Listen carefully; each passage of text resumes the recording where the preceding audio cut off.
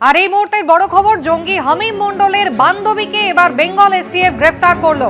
জঙ্গি হামিম মণ্ডলের বান্ধবী ঝাড়খণ্ডের সাহেবগঞ্জ থেকে তাকে গ্রেফতার করলো বেঙ্গল এসটিএফ। কথা বলবো আমাদের প্রতিনিধি ময়ূক ঠাকুর চক্রবর্তী রয়েছেন। ময়ূক, কি জানতে পারছো? দেখো, হামিম মন্ডল, যাকে বর্ধমানের রেনেসা টাউনশিপ থেকে বেঙ্গল এসটিএফ গতকাল অ্যারেস্ট করেছে, যে 14 দিনের এসটিএফ এর কাস্টাডিতে রয়েছে, এবার হামিমের বান্ধবী অর্পিতা সরকার, তাকে অ্যারেস্ট করলো বেঙ্গল এসটিএফ। ঝাড়খণ্ডের সাহেবগঞ্জ থেকে গতকাল তাকে অ্যারেস্ট করা হয়েছে বেঙ্গল এসটিএফ এর তরফ থেকে, এটাই জানানো হচ্ছে। এই অর্পিতা সরকার হচ্ছে হামিম মন্ডলের ক্লোজ, অত্যন্ত ঘনিষ্ঠ একজন অ্যাসোসিয়েট। শুধু তাই নয়, এই জঙ্গি মডিউল যেটার সঙ্গে যুক্ত ছিল হামিম, অর্পিতাও কিন্তু সেখানে সরাসরি যুক্ত ছিল।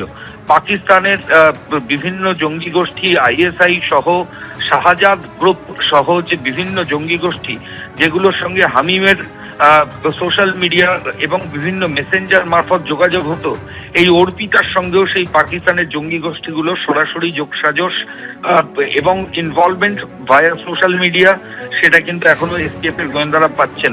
আরো মারাত্মক যে জিনিস রয়েছে সেটা হচ্ছে এই হামিম মন্ডলের বান্ধবী অর্পিতা, মূলত এর প্ল্যান ছিল বিভিন্ন ব্যক্তিকে হানি ট্র্যাপ করে তাকে অপহরণ করা। এরকম হানি ট্র্যাপ করে অপহরণ করার মোডাস অপারেন্ডি নিয়েই কিন্তু এই মডিউলের মধ্যে অর্পিতা সরকার কাজ করত বলে বেঙ্গল এসটিএফ সূত্রে খবর।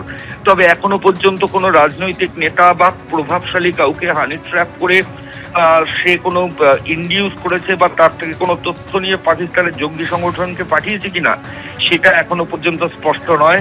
এসটিএফ এর তরফ থেকে বলা হচ্ছে যে অর্পিতা সরকারকে জিজ্ঞাসাবাদের প্রক্রিয়া চলছে। মারাত্মক মোডাস অপারেন্ডি, যে বিভিন্ন লোককে টার্গেট করা, তারপর তাকে হানি ট্র্যাপ করা এবং হানি ট্র্যাপ করে তাকে অপহরণ করা, এইরকম জঙ্গি মডিউলের এরকম অ্যাসাইনমেন্ট বা টাস্ক, সেটা কিন্তু অর্পিতা সরকারকে দেওয়া হয়েছিল, এমনটাই এসটিএফ সূত্রে খবর। গতকাল হামিম মন্ডলকে অ্যারেস্ট করার পর প্রায় 5 ঘন্টা বর্ধমান থানাতে তাকে বেঙ্গল এসটিএফ এর অফিসাররা প্রাইমারি জিজ্ঞাসাবাদ করেন এবং সেই জিজ্ঞাসাবাদের পর এবং তার মোবাইল ফোন সেগুলো এক্সামিন করার পর এই অর্পিতা সরকারের খোঁজ পুলিশ আধিকারিকরা, এসটিএফ এর আধিকারিকরা পান।